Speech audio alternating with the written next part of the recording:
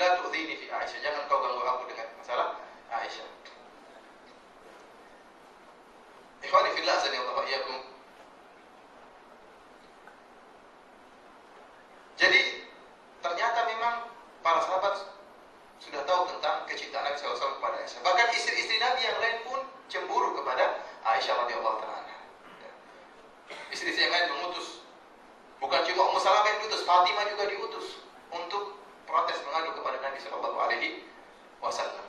Akan tapi itu masalahnya masalah kecintaan. Oleh karena Nabi Shallallahu Alaihi Wasallam mengatakan, Allahumma hadza qasmi fima amlik fala talumni fima tamlik wala amlik. Kata Nabi Shallallahu Alaihi Wasallam, wahai Allah, ya inilah pembagianku secara zahir, saya adil ya Allah Subhanahu Wa Taala. Secara masalah jatah inap, kemudian masalah nafkah, Rasulullah adil. Akan tapi masalah cinta, kata Nabi sallallahu alaihi wasallam, fala talumni fi ma tamlik wala amlik. Jangan kau cela aku ya Allah pada perkara yang kau kuasai. Hati adalah masalah engkau ya Allah. Engkau yang menguasai hatiku.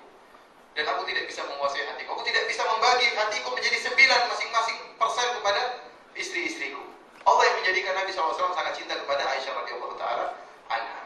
Artinya, ikhwani fillah, azanillahu wa iyyakum, memang benar bahwasanya poligami itu menumbuhkan kemudaratan bagi istri yang pertama atau istri yang kedua, merasa bahwasanya sebagian cintanya diambil oleh istri yang kedua atau istri yang ketiga. Istri yang pertama merasa dizalimi. Kita mengatakan bahwasanya kemudaratan itu timbul. Mungkin engkau bersedih wahai istri pertama. Akan tapi syariat bukan hanya melihat dirimu saja, syariat melihat kepada skala masyarakat, skala negara. Bahwasanya banyak wanita-wanita yang butuh diselamatkan. Banyak wanita-wanita yang butuh kasih sayang. Banyak wanita-wanita yang butuh untuk dinafkahi. Oleh karenanya tatkala syariat menimbang antara kemaslahatan yang begitu besar dibandingkan dengan kemudaratan yang kecil, ya, maka syariat mendahulukan kemaslahatan yang umum dibandingkan dengan kemaslahatan yang bersifat pribadi.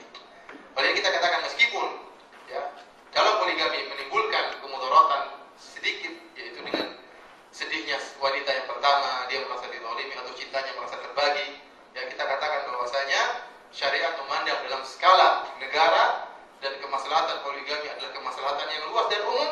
Oleh karenanya syariat mendahulukan kemaslahatan tersebut dan meninggalkan istri yang pertama. Oleh karena ikhwan fillah azanillahu pernah disampaikan dalam suatu seminar tentang masalah poligami. Dan waktu itu ada dihadiri oleh para wanita. Maka berdirilah wanita yang pertama protes tentang poligami.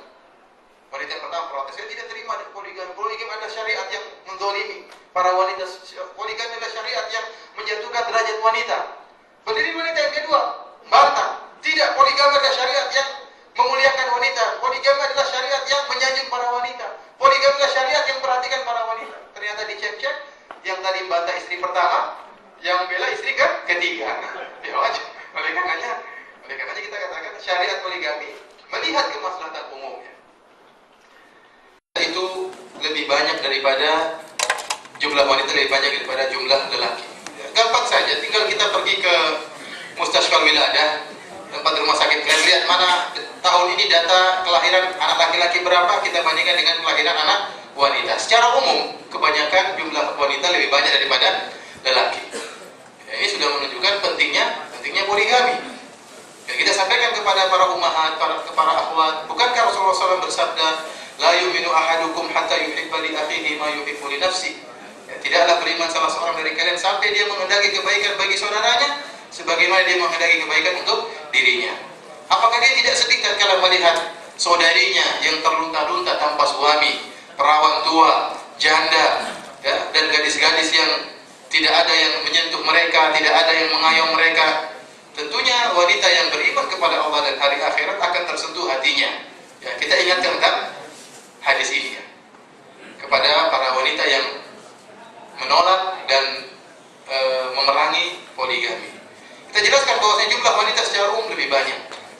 Belum lagi banyak sisi yang menyebabkan pentingnya untuk poligami, dan ini dijelaskan secara panjang lebar oleh Syekh Muhammad Al-Amin Shinqiti dalam Adwaul Bayan, dalam tafsirnya. Ya, dia menyebutkan bahwa jumlah lelaki pertama lebih sedikit. Yang kedua, pekerjaan lelaki, ya, pekerjaan yang berat. Terkadang ya pekerjaan di jalan, mungkin supir nabrak, meninggal, ya, banyak pekerjaan misalnya di tambang, kejatuhan apa, kejatuhan batu, banyak pekerjaan berat yang dilakukan oleh para laki yang mereka terancam untuk meninggal. Yang berikutnya, kebanyakan lelaki lebih duluan meninggal daripada wanita. Biasanya suami duluan meninggal, baru kemudian istrinya. Istri biasanya lebih awet hidup daripada bukan awet muda ya. Istri lebih awet hidup daripada suami-suami ya. Jadi pertama tadi apa? Jumlah laki lebih sedikit. Yang kedua, pekerjaan mereka mengantarkan mereka pada bahaya. Yang ketiga, para laki biasanya umurnya lebih singkat daripada para ibu-ibu. Yang keempat, tidak semua lelaki siap untuk nikah. Kalau nggak punya duit nggak menikah. Banyak lelaki yang sudah ingin sekali menikah, sudah di ujung tanduk, cuma nggak bisa, nggak punya duit. Ya. Apalagi di sini mahar yang begitu mahal. Ya. Mahar yang begitu mahal. Jadi Indonesia saja terkadang mau nikah ragu, kenapa nggak punya pekerjaan?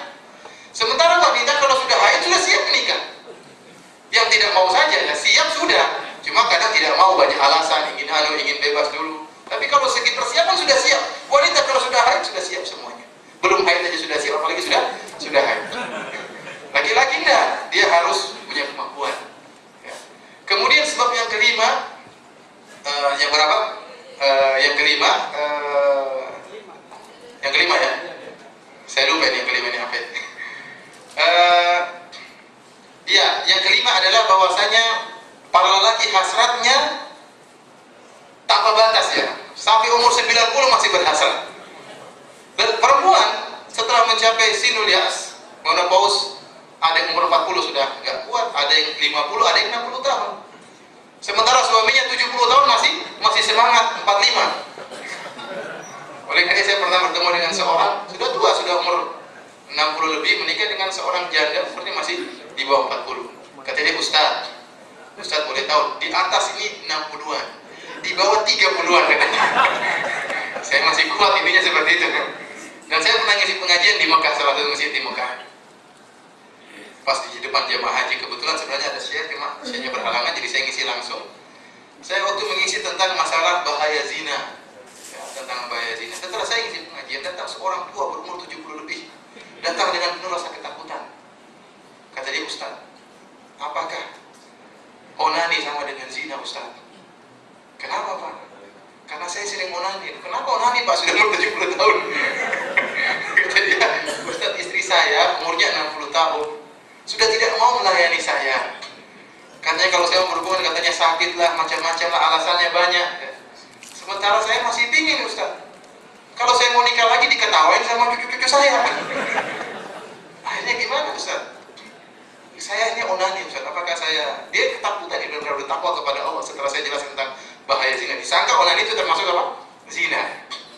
Akhirnya saya jelaskan, Pak, ya, kalau begitu caranya, mudah, tinggal kalau istri bapak rasa sakit, kalau bapak malu untuk nikah lagi, ya sudah, yang onani kan istri bapak, nggak jadi masalah. Oh boleh Pak, alhamdulillah. Jadi maaf, ini sekedar gambaran bahwasanya lelaki itu masya Allah sampai umur 90 masih bisa punya anak, umur 100 masih bisa punya anak. Perempuan sudah selesai tugasnya, 60 tahun 50 tahun sudah kau tidak bisa berbuat apa-apa.